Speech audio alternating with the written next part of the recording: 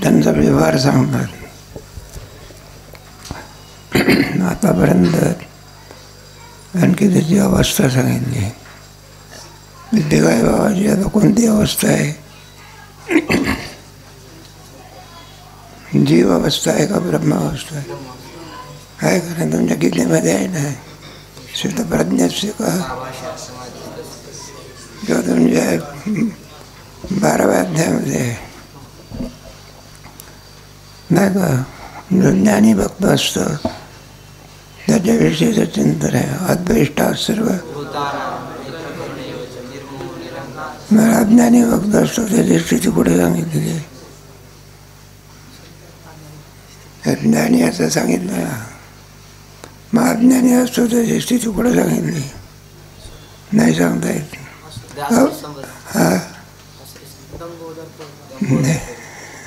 अवजानन्ति मामूढा परम भावमजानन्तो मोगाचा मोगकर्मानो मोगज्ञान राक्षसी मासुरम चैव. हे अज्ञानी भक्ताची स्थिती आहे. ज्ञानी आणि आता इथं ज्ञानी भक्ताचं चरित्र कसं असते? ज्ञानी कशामुळे झाला? तो जीवनमुक्त कशामुळे झाला? देव ब्रह्मैक्य नाही का? जीव ब्रह्मैक्यत नाही काय सांगतात? जीव ब्रह्म ऐक्य ज्ञान हे जगताला जे आलेलं सत्यत्व आहे, त्या सत्यत्वाचा बाद करून म्हणजे मिथ्यात्व, दृढ मिथ्यात्व निश्चय आणि जो आपलं खरं स्वरूप असलेला आत्मा तो सच्चिदानंद ब्रह्मस्वरूप असून त्या आत्मस्वरूपाच्या ठिकाणी दुःखाचा त्रैकालिक अत्यंत अभाव आहे. आणि आपलं जे ब्रह्मस्वरूप जे स्वरूप आहे तेच खरं आनंदरूप आहे, सुखरूप आहे, चिद्रूप आहे. बरोबर आहे. मुक्त या अवस्थेमध्ये जीवदशा नाही. आता आपली कोणती दशा आहे? जीवदशा आहे ना आपली. जीवदशामध्ये आपल्या ठिकाणी जन्म आहे. आपण सगळ्या उपाधीचे धर्म आपल्या ठिकाणी करून घेतलेले आहे. याला जीवदशा म्हणतात. उपाधीच्या धर्माचा निराश होणे याला मुक्त अवस्था. विचारता निरसले प्रपंचाची मग तत्पदार्थ होते. सगळ्यांना निराश झाल्यानंतर काहीच उरत नाही का? काहीच उरत नसेल तर कोणता? शून्यवाद. बरोबर. मग काय उरते? मग तत्पदार्थ उरले. म्हणजे तत्वाशी देव समरथ झालेले आहे. कोणत्या वाक्याने? महावाक्य. ते महावाक्य कोणाच्या मुखात आलं पाहिजे? सुरू नाही आलं तर काय होते? आम्हाला वाचता येत नाही का?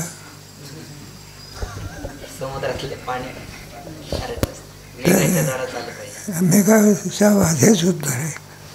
समुद्रातलं पाणी कोणाच्या द्वारा आलं पाहिजे? तुमच्या अभंग नाही का त्याच्यामध्ये? लाभ नाही का? तिच्या कृपादान केले संधी. मग कोणाची कृपा पाहिजे? संधी. गुरु तद्विद्ये प्रणिपाते उपदेक्षण दिले. तेव्हा सूर्यप्रकाश असतो, त्याची किरण असते, जाळण्याचं काम करतात का ते? आणि ते सूर्यकांत मनात मिळली तर जाळण्याचं काय करतात? तसं महावाक्य कोणाच्या मुखात मला पाहिजे? कोणाच्या मुखातून वाक्याला म्हणजे रेडा बोलत असतो का? रेडा बोलत असतो का? हात उलट. मग ते श्री ज्ञान असतं कायचं. आणि मग परमोच्च अवस्था तुला बोलतात. अवस्था संपले. मग आता पुढे काय नाही. काय नाही. आपण हिमालयाचा प्रवेश केला. वर माउंट एव्हरेस्ट शिखर आहे ना, तिथं गेला की उंची काय झाली? संपली. नदी समुद्राला मिळाली की तिची धाव काय झाली? संपली. आपली भूक गेल्यानंतर जेवणाची क्रिया काय झाली? कपडा स्वच्छ झाला म्हणजे साबण लावण्याची क्रिया काय झाली? येळा माणूस आहे जो स्वच्छ कपडा झाला तरी भूक गेली तरी जेवतो. त्याच्याकरता रात्री संडास मोकळा ठेवा.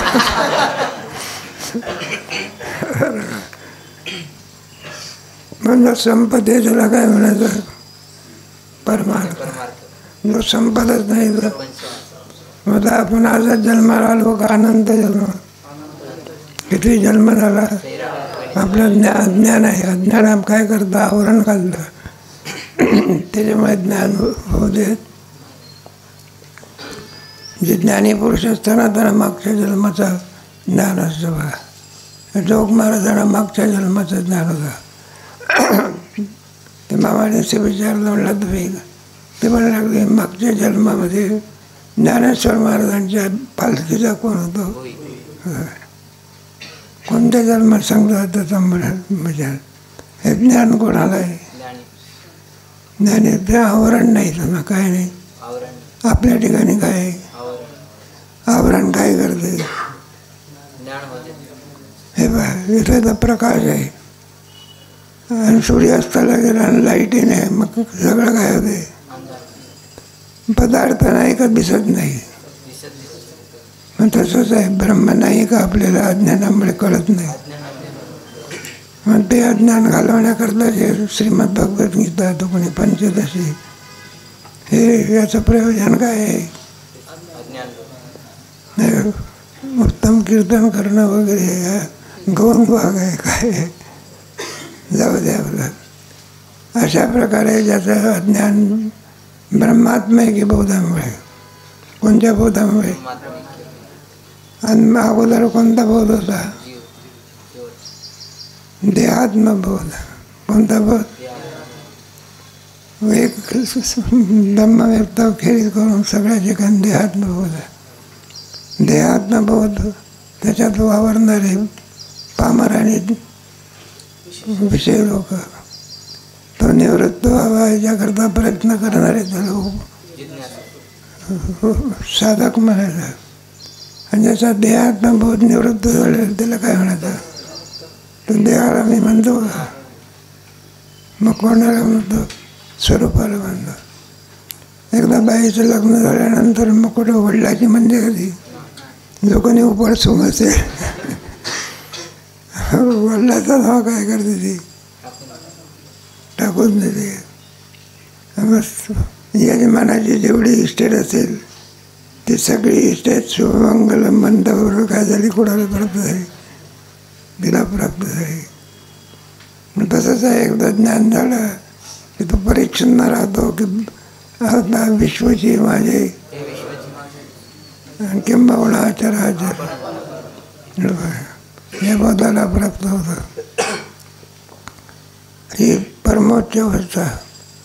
मरून करून जीवदशेमधून गेले. कोणत्या दशेतून गेले? आणि आता कोणत्या दशेला प्राप्त झाले? ब्रह्मात्मा. एकच भाव का तिन्ही भाव? तिन्ही भाव आहे. क्रमाक्रमाने सांगायचं आहे. तत्वदृष्टी करता चौथा तरंग, दृष्टी करता आणि पुढे सातवा तर्कदृष्टी. मग सगळे मुक्त झाले. त्यांचा व्यवहार कसा असतो, ते कसे वागतात असं जीवनचरित्र चाललेलं आहे. मग त्यांच्या जीवनाला प्रारब्ध प्राप्त व्यवहार असतो. कसा? जसं जसं प्रारब्ध असेल त्याप्रमाणे तो काय करतो? प्रारब्ध प्रत्येकाचं भिन्न भिन्न आहे. ते गोरक्षणात सुद्धा भिक्षा करतो प्रारब्ध. आणि इकडे पाहतो डोंगराला सोन्याचं करत होतं. कशाचं? आणि जात कुठं होते? त्यांच्या एक सगळ्या प्रारब्ध प्राप्त पुरुषाच्या कथा आहे बघा. सगळ्या प्रत्येकाचं भिन्न भिन्न प्रारब्ध असतं. परिसा भागवताचं प्रारब्ध भिन्न, नामदेवाचं प्रारब्ध, ज्ञानेश्वर महाराजाचं प्रारब्ध. आता एवढे मोठे ज्ञानेश्वर जयाची द्वारी काय काय ते कोरडी भिक्षा मांडण्याकरता केळगावला जात असत. कोणती भिक्षा आणायची? कोरडी भिक्षा असते. सामर्थ्य किती आहे? फक्त कृपा तुमची. हत्ती बोले का?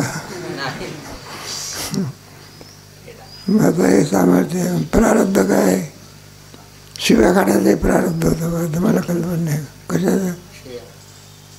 लोक संन्यासाची पोरं म्हणून काय करत होतात तुच्छपत्नीने फार.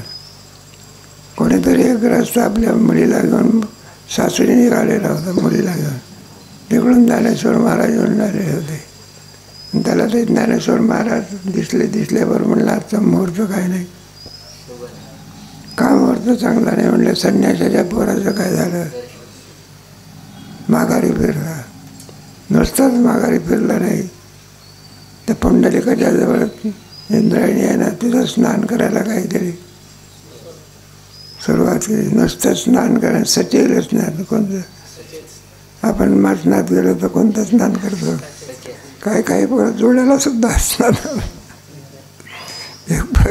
एक पोरगा जोड्याला स्नान घालत होता. मी म्हटलं त्याला जोड्याला घाल पण पकवाजाला घाल नको. जाऊ द्या. आता किती वाईट वाटलं असलं पाहिजे. त्याच्याकरता एक तुमच्या याचे अभंग काय झाले त्याला. आणि म्हणून साधू आपल्या ते मुक्ताबाईच्या मुखातून ते अभंग आपल्याला काय मिळतं आहे का नाही. योगी पावन साई विज्ञानाचा विश्वरागे झाले संत सुखी व्हावे. तुमचा अवतार इतर माणसासारखा आहे का, इतर माणसाला उद्धार करण्याकरता तुमचा अवतार आहे का नाही. उद्धार आहे अजानं. तुम्ही सामान्य का साधकाचा दरुष नाही. हरे म्हणजे प्रारब्ध जरी तत्ववेत्ता असला पण जोपर्यंत आणखी प्रारब्ध आहे जिवंत तर जीवनमुक्त असतं. कोणती अवस्था ज्ञानणारा जीवनमुक्त आणि सर्व व्यवहार करतो प्रारब्ध प्राप्त. प्रारब्ध प्राप्त होईपर्यंत सर्व व्यवहार तुमच्या आमच्यासारखे त्याचे काय असतात. ते जोग महाराज लोणी खात होते आपले. एकाने प्रश्न केला, म्हणले महाराज तुम्ही तर साधू आहात पण म्हणजे तुझी काय इच्छा आहे. मला तुम्ही तर लोणी खातात आणि ते नुसतेच नाही साखरेच्या बरोबर खातात. मग ते जोग महाराज मला तुम्ही आणखी ब्रह्मवेत्ते असून सुद्धा लोणी खाता. मग ते जोग महाराज थोडे डागावून मारले. म्हटलं तुझी काय इच्छा आहे, आंबवून खाऊ का. मग त्याचे सुद्धा जीवनाचे व्यवहार जसेच्या तसेच होत असतात. पण फरक एवढा आहे. कोणता फरक आहे. त्यांच्या व्यवहारामधून पाप पुण्य उत्पन्न होत. यस्य न अहंकृतो बुद्धिर यस्य न लिप्यते हत्वापिसही मान लोक. म्हणून त्याच्याकडून पाप उत्पन्न होत. मग ब्रह्मवेत्याचा आणि व्यवहार कसा चालतो ते काल आपण थोडक्यामध्ये पाहायला गेलं. त्याला नियम आहे का. मग जसं जसं प्रारब्ध असेल त्याप्रमाणे काय करतो तो व्यवहार करायला. गोरक्षणात सुद्धा भिक्षे करता जातो. हे सगळं राज्य आहे. राजा जनक सगळं काय करत होता. जीव होता का ब्रह्म होता. आमच्या गीतेमध्ये ना मास्त्रीचा जनकच दया असं म्हटलेलं आहे. यद्यदा चरती श्रेष्ठा तत्तदे सयत प्रमाणम कृते लोक. जरा कोणत्याही प्रकारे नियम नव्हता. आता हे जसं ते सगळं पूर्वपक्ष उत्तर पक्ष. पूर्वपक्षकार म्हणतो ते काही नाही, नियम असला पाहिजे. काय असला पाहिजे. आणि ते त्याला नियम सांगणारे किती मूर्ख आहेत म्हणून तो तत्ववेत्ता हसतो का काय असतो का असतो तो. यांची किवेली जरा आहे करे. कारण आहे बोधसंपन्न झालं का. आणि नियम सांगणारे कोण आहे. जीवदशेत. मग जीवदशेतली माणसं त्याला काय सांगतात. नियम सांगणार. त्याला कोणताही नियम सांगता येत. आता इथपर्यंत आलं आपलं. परिच्छेद क्रमांक 3. ज्ञानवानाचा व्यवहार नियमित असला पाहिजे असा पूर्वपक्ष. आतापर्यंत नियमच होता का प्रारब्धाप्रमाणे होता. आता ते सांगता काय नियमित दोन आहे का नाही. आता इथे तुमचे हे आहे, विद्यार्थी आहे आणि शिक्षकही आहे. मग विद्यार्थ्याचा व्यवहार कसा असला पाहिजे? नियमित असला पाहिजे. आणि शिक्षकाचा व्यवहार शिक्षकाला म्हणून त्याचा व्यवहार काय असतो? तुम्ही त्याला नियम सांगता का? आम्ही जसं लवकर येतो, तुम्ही आमच्या अगोदर येऊन बसला पाहिजे. मग विद्यार्थ्याला काय नियम आहे. आणि आपण जर शिक्षकाला नियम सांगत असलो तर त्याला स्वातंत्र्य आहे काय. आणि विद्यार्थ्याला काय पारतंत्र्य आहे. काय काय. कारण काय झालं, तो विद्यार्थी दशेतून कोणत्या दशेत गेला आहे? शिक्षक दशेत गेलेला आहे. आणि हा काय आहे? मग विद्यार्थी दशेतल्या माणसाने नियम काय केले पाहिजे? आता हे कोणाला नियम सांगतात? ब्रह्मवेत्त्याला. म्हणून त्या तत्ववेत्त्याला काय ते. आता ज्ञानवानाच्या व्यवहाराविषयी काही लोक नियम सांगतात, तो असा की सर्व त्रिपुटी दुःख हेतू असल्यामुळे तिचा त्याग करून प्रयत्नाने समाधी करावा. व्यवहार करणे झालेच तर फक्त भिक्षान्न जल पानापुरताच करावा. तेवढा करावा. कारण त्रिपुटी कशी आहे? दुःखाला काय आहे? कारणीभूत आहे. त्रिपुटी आहे ना, कोणत्याही व्यवहार आहे त्रिपुटी.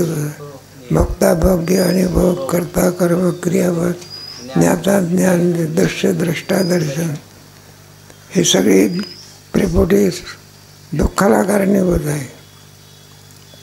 पण तिचा त्याग करावा. व्यवहार किती करायचा? भूक लागल्यानंतर कुठे जायचं? आणि ताण लागली तर एवढाच व्यवहार करायचा. बाकीच्याने जास्त व्यवहार करू नये. तो जो तत्वदृष्टी असतो ना, हा व्यवहार सांगणाऱ्या लोकांचा मूर्खपणा ऐकून काय होतं?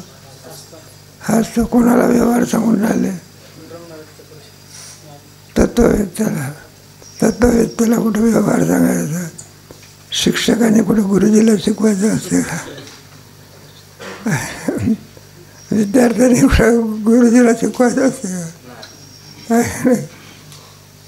ते जयरामभाऊ होते, ते म्हणायचे, म्हणजे काय जयरामभाऊला शिकवतो का तो?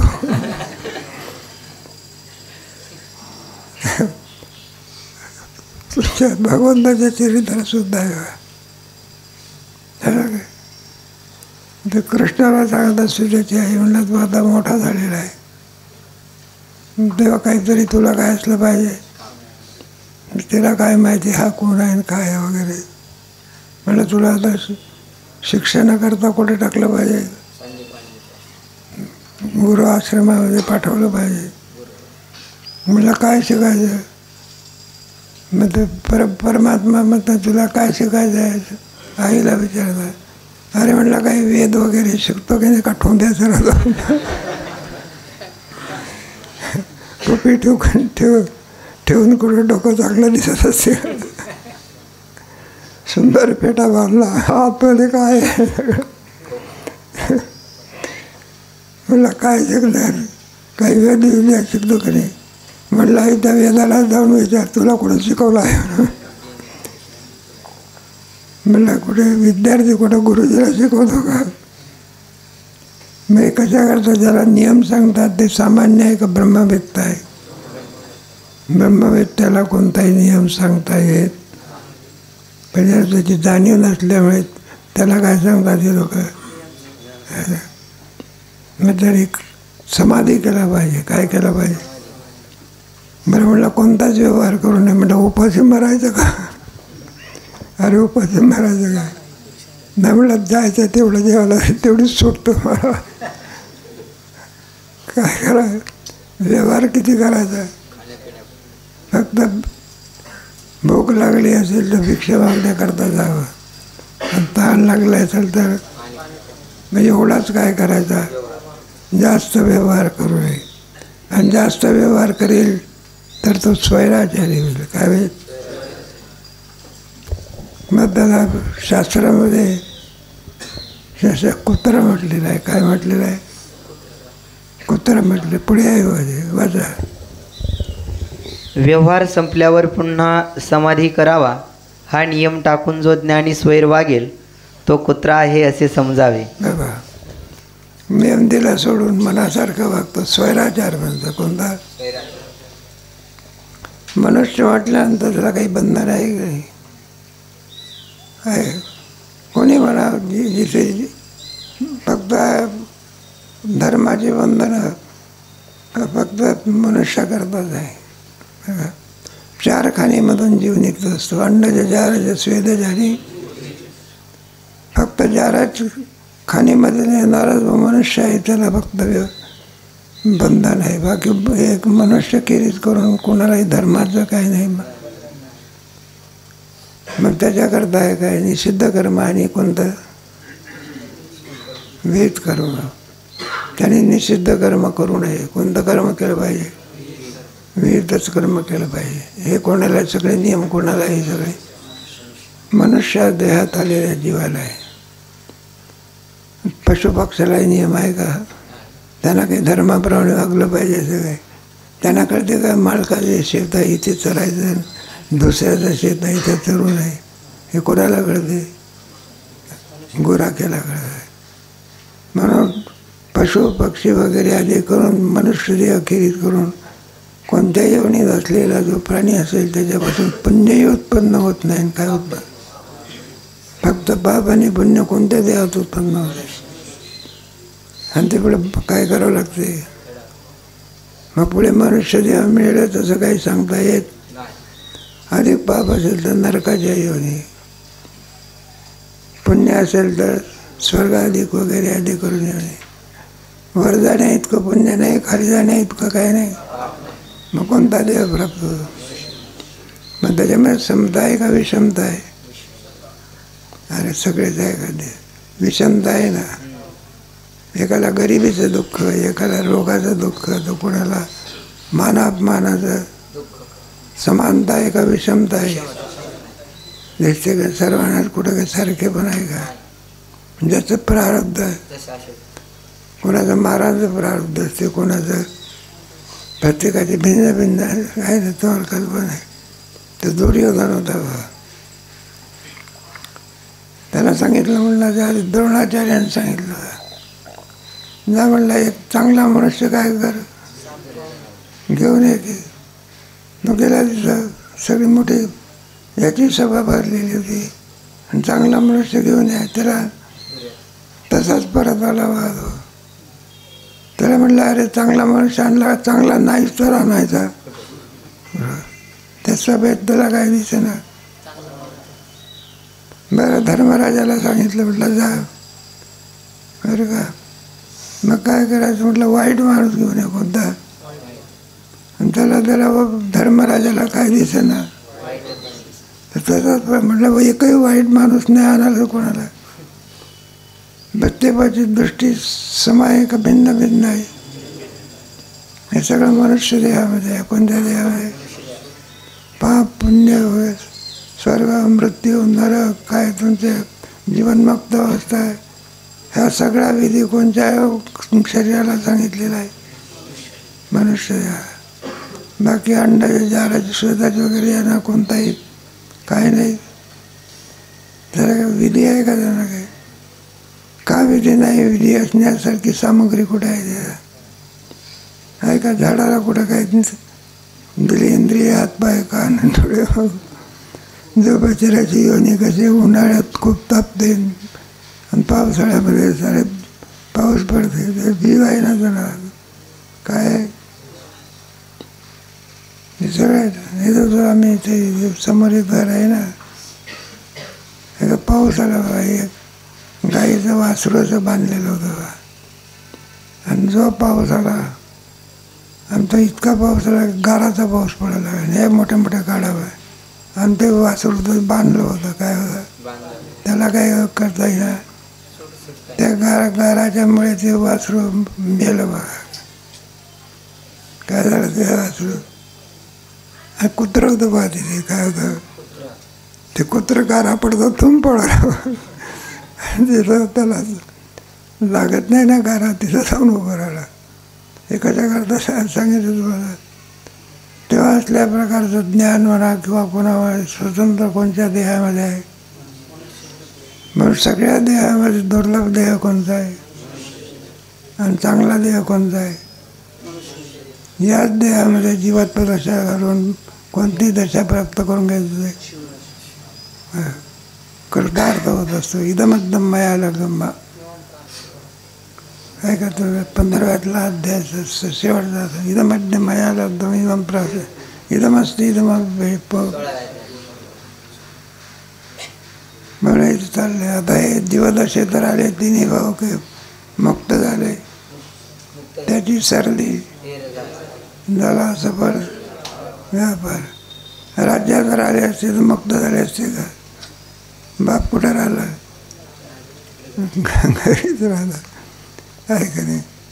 मग बापाजवळ जे वैराग्य आहे ते तीव्र वैराग्य आहे का मंद वैराग्य. वैराग्य आहे पण वैराग्य आहे, वाद नाही त्याच्यामध्ये, पण प्राप्त करून घेण्या इतकं ते समर्थ नाही, काय नाही. मग ते काही भावाला ते वैराग्य आहे. कोणत्या अवस्थेला प्राप्त झालं जीवन मागा आहे ना. मग त्यांचा जो व्यवहार आहे, व्यवहार सांगणारे किती वेडे आहे हे सांगतात.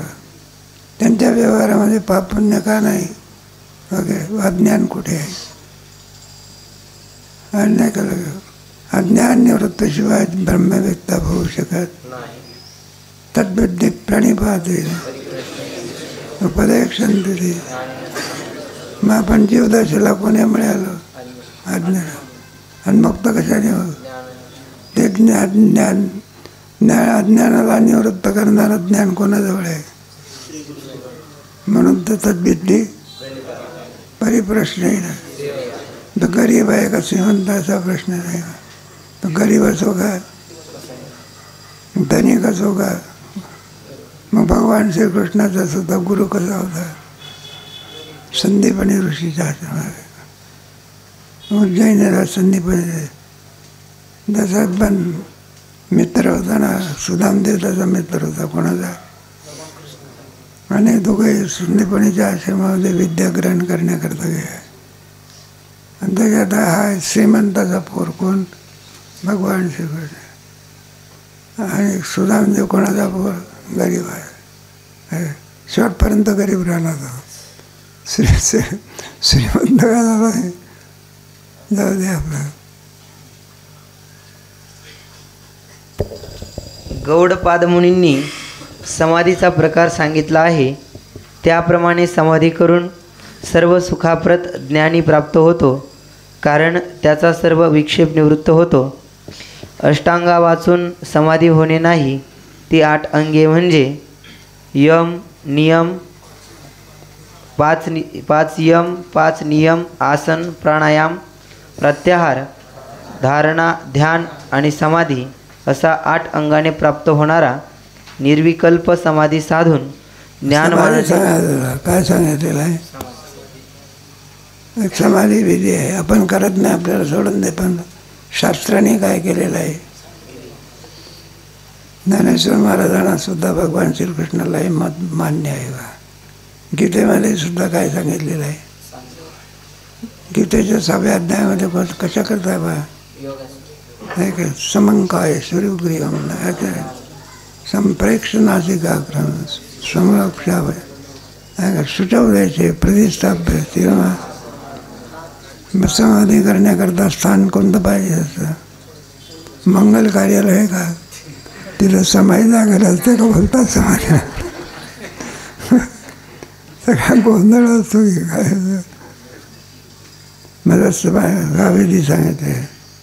आता आपण त्याच्यामध्ये प्रवृत्त का होत नाही, तर आपण त्याचा निषेध केलेला आहे. काय केलेला आहे, करणाराला तुच्छ समजतो. काय समजतो म्हटलं, दिलं आपलं भलतंच कार्य करीत बसलं.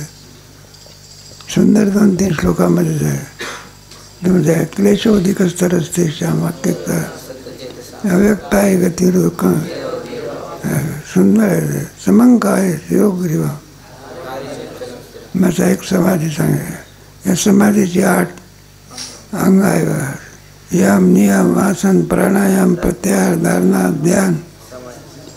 त्या समाधीमध्ये सुद्धा 2 प्रकार आहे. एक जीवन्मुख आणि एक सविकल्प समाधी. म्हणजे समाधी असतात ना त्याचा अभ्यास करणारे. निरोगी शरीर राहतं समाधीमुळे. कोणतं शरीर यम नियम वगैरे असं ना बरं का चांगले असते ना. डॉक्टरांनी सुद्धा या पॅथीचा उपयोग करून घेतलेला आहे. 2-4 पॅथी आहे. वजन जर असं हे करायचं असलं तर तुम्ही प्राणायाम करत जाता. प्राणायामाने आयुष्य वाढते. मग खरं तर आपल्या संस्थेतसुद्धा व्यायामशाळा पाहिजे. काय योगाचं सुद्धा काय ऋषिकेशला सगळे त्याच्यामध्ये आपल्या धर्माच्या लोकांपेक्षा पारलौकिक धर्माचे लोक जास्त आहे. खरं ना ते. आमचे जसं सांगेल त्याप्रमाणे काय करतात ते वागतात. ते म्हणा समाधी म्हणजे आहे तरी आहे ते चिकित्सक लोक आहे. आणि तो त्यांना सांगितलं म्हणलं असं नाही मग समाधी करता असं वागलं पाहिजे. त्याप्रमाणे ते लोक वागतात. मग समाधी नावाचं आहे काय आहे. याच्यातला अग्रगणी कोण आहे. चांगदेव महाराज. त्यांना काय लागत असे. आणि त्या समाधीमुळे रिद्धी सिद्धी प्राप्त होत असतात. बस तुमच्या गीतेच्या 6व्या अध्यायामध्ये श्लोकापेक्षा सुद्धा ज्ञानेश्वर महाराजांनी फार वर्णन केलं आहे. त्याला स्वर्गात काय चाललं आहे इथं कळते. स्वर्गीचा आलोक पाहिजे. तुमच्या मनात काय चाललेलं आहे. मग आम्ही एका योगिनी बाई होती बा. ती योग करायची. ते विठ्ठल वाहन दर्शन करत होते. म्हणले बा आपण तिला जाऊ दर्शनाकरता. म्हटलं हो चला तुम्ही. मग तिथं गेल्याने आमच्या मनातलं सांगितलं. मला म्हणायला लागली म्हणले बाबा. म्हटलं काय. म्हणजे बा तुम्हाला घडीची इच्छा आहे का नाही म्हणे. घड्याळीची. आता म्हटलं हिला कसं काय कळ. कारण पाठ घेते वेळी कशाची आवश्यकता आहे. आणि त्याची म्हटलं एक घड्याळ विकत घेतली पाहिजे आपण. मला हिला कसं कळतं. दुसऱ्याच्या मनातले सुद्धा कोण्या लोकांना कळतं. आता विठ्ठल अंदर सुद्धा तुम्हाला तुमच्या लग्नाकरता जावयाच्या शोधाची काय तुम्हाला इच्छा आहे. म्हटलं काय दक्षिण दिशेला तुमच्या मुलीला कोण मिळेल. तर म्हटलं हिला कसं काय कळायला कोणाला. तेव्हा योग्य सिद्धीला तो प्रश्न सोडून द्या. पण योग्याला रिद्धी सिद्धी सगळ्या काय असतात ना प्राप्त असतात. तर ते सांगितलेलं आहे ना. ते काय केलेलं आहे. कोणातरी एका महाराजाची गोष्ट सांगत मला जास्त आहे. म्हटलं यांच्याजवळ एक कामं करतो इतका पैसा आला. ते काही नाही बा असं केलं की पैसेच काढायचे. म्हणजे टिकत नसते काय नसते. जाऊ पण रिद्धी सिद्धी प्राप्त असतात. चांगल्या महाराजांना रिद्धी सिद्धी काय होते. म्हणून तो कशावर बोलून बसून ज्ञानेश्वर महाराजांच्या दर्शनाकरता आले. गाडवावर बस जाऊ द्या. एकाने काय केलं होतं म्हणून थोडा हे कारण आमचे काय ना गोरोबा काका तेव्हा परमात्मा त्यांना काय कामं करू लागायचं ना. मग ते कामं सगळे करायचे की मग ते तसं करता सगळा इतिहास आहे मग. कारण असं आहे ना त्यांचे हे करावं लागतं ना कामं काय उचनीचं काही नाही. तुम्हाला सगळं चरित्र माहिती आहे का. मग त्याच्या नदीवर जायचं आणि गाढवाच्या पाठीवर काय आणायचं. माती आणायची. तो गाढव कोण झाला होता. गरुड झाला. आहे कुंभारीण कोण झाली होती. भगवान कोण झाला. आणि ते सगळं त्यावेळेला ते त्याच्यातलं हे जे माती आणण्याकरता गाढवाचा उपयोग करतात की नाही ते गाढवावर काय ठेवायचे, मग त्या गाढवावर माती, पण ती कार्टी फार इबलत असतात, माती ठेवतात त्याच्यात बसतात. त्या गाढवावर काय करतात, बसतात आपले. म्हणले का हो परमात्मा सुद्धा गाढवावर बसत होता.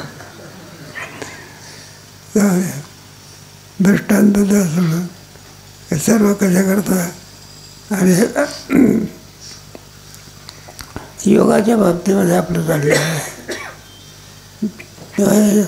योग आहे ना, तो योगाचं म्हणणं आपल्या म्हणजे त्याचा निषेध नाही कशाचा, मग काय त्याचा ग्राह्य केलेला आहे. काय केलं आपण करीत नाही तो आपला काय योग आहे. तुम्हाला काय डायबिटीस नावाचे रोगसुद्धा कशाने नाही होतं, योगाने. स्थूलशरीरसुद्धा कशाने नाही होतं, योगाने. बऱ्याचशा रोगाची निवृत्ती योगामुळे होते. त्यामध्ये आपलं आता योगाचं वर्णन इथं केलेलं आहे. मी कशाकरता सांगितलं, पुढे आहे की तुम्हाला समाजाचा अष्टांग योग काय केलेला आहे. यम म्हणजे काय, नियम म्हणजे काय, सगळं आहे. शौच संतोष तप स्वाध्याय ईश्वर प्रणिधान आणि व्यवहार अहिंसा सत्यम असते योगाचं नियम. 5 नियम आणि 5 शौच संतोष तप स्वाध्याय. शौच म्हणजे शुद्धीकरण करणे, संतोष म्हणजे आहे त्याच्यामध्ये काय असते, शौच संतोष तपस स्वाध्याय. स्वाध्याय म्हणजे आपला स्वाध्याय असेल तो करणे, असं सुंदर वर्णन आहे त्याचं. पुढे आहे की 2-4 हे झाल्यानंतर त्याने योग करावा असा नियम कोणाला सांगितला, ब्रह्मवेत्त्याला सांगितला. पुढे वाचा. असा प्राप्त होणारा निर्विकल्प समाधी साधून ज्ञानवानाने आनंदात राहावे, अन्न जास्त प्रवृत्ती करू नये, असा शरीर व्यवहार विषयी व समाधीविषयी नियम ऐकून त्यास काही उत्तर न देता हे नियम सांगणारे लोक मूर्खासारखे बडबड करतात असे मनात समजून तत्वदृष्टी हसू लागला. नियम सांगणाऱ्याला मूर्ख नाही म्हटलं, मनात म्हटलं मूर्ख. नाही तर एखाद्या माणसाची तरी चूक झाली त्याला मूर्ख म्हटलं, हाण्याला धावला त्याचा मूर्खपणा कुठे ठेवायचा. जरा नियम सांगतात. ब्रह्मवेत्त्याला कोणताही नियम सांगता येत, किंबहुना तो जे बोलेल ती ब्रह्मवेत्त्याची वाणी असते. पण पंचदशीमध्ये तो कोणताही शब्द बोलला तरी त्याच्यापासून त्या शब्दाप्रमाणे ईश्वराला त्याची वाणी सत्य करावी लागते, कारण तो ब्रह्मवेत्ता आहे. किंबहुना ईश्वरापेक्षा सामर्थ्य त्या ठिकाणी जास्त आहे. अधिक संपला का? पुढचा पॅरेग्राफ कोणता आहे? ज्ञानवानाच्या नियमाविषयी तत्वदृष्टीचा अभिप्राय. ज्ञानवानाच्या विषयी तुम्ही नियम सांगता तेव्हा तत्वदृष्टी का असला याचं कारण कधी सांगणार होता. इथंच थांबायचं.